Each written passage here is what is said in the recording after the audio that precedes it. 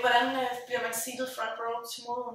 Altså jeg tror først og fremmest så handler det om, at jo flere mennesker du kender, altså jo større netværk du har, jo længere frem bliver du ligesom placeret. Jeg kan ikke engang blive seated i toget.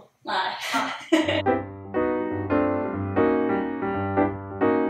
Hvorfor er mode vigtigt? Mode er vigtigt, fordi mode er en kommunikationsform, ligesom med så meget andet, der handler om kunst og kultur. Det er noget, vi alle sammen skal tage stilling til på den ene eller anden måde, også selvom man ikke går op i det, fordi det er noget, vi alle sammen gør os i hver eneste dag. Og jeg synes, det er så fint, at ligesom i The Devil Wears Prada, der bliver sagt der med, at selvom at du ikke føler, at du selv tager stilling til mode, så er der nogen, der har taget stilling for dig, da du gik ud og købte den vare, du købte.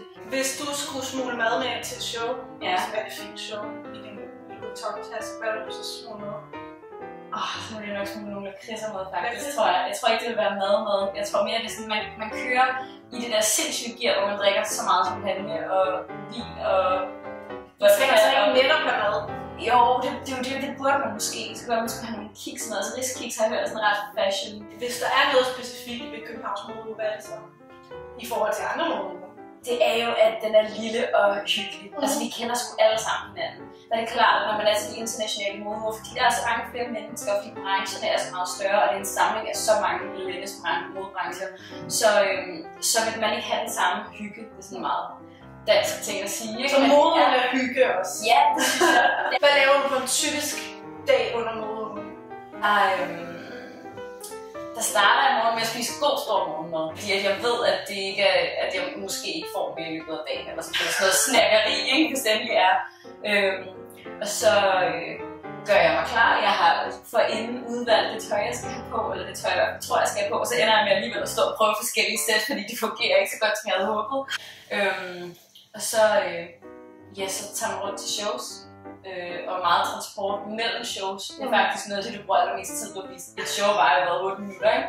Og udover lakridser og lækker outfit og søde mennesker, hvordan overlever du så sådan en modedag?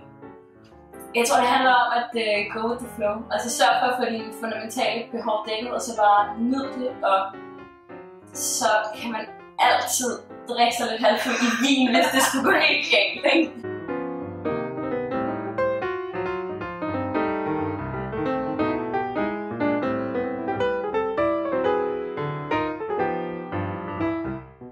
Er du nogensinde blevet rigtig fuld til mode? Spørgsmålet er jo, om der er nogle modeuger, hvor jeg ikke har været rigtig fuld. Der blev virkelig kørt noget alkohol ned sådan en dag der. Min allerførste modeuoplevelse var jeg kom fra en lille bitte Næstved og ind og med min daværende kæreste, som var helt crazy og kendte alle smarte mennesker. Og så crashede vi en dansk fest, og jeg blev så næstiv. Ender med at danse på bordene sammen med Tonja og Medina og for sådan en lille Næstved-pige der er altså en kæmpe oplevelse, det kan jeg godt sige.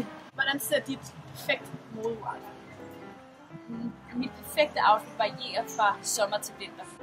Om sommeren der er det klart, at der bliver man nødt til at tage stilling til, at der er meget sol, og du sveder af helvede til. Så der er det meget rart at have sådan noget lidt luftigt og let på og med mange farver. Det er altid godt at gå meget i farver, altså i forhold til, hvis du gerne vil have taget street style billeder. Om vinteren der handler det om, at du skal være godt dækket til, fordi der er så meget ventetid mellem shows og frem og tilbage.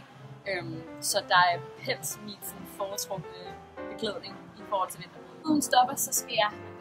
Det er sådan en fast tradition, som jeg har gjort hver eneste år. Fordi der er en fin kontrast i, at du har ikke spist en skid, og det du har spist, det har været alt for sundt.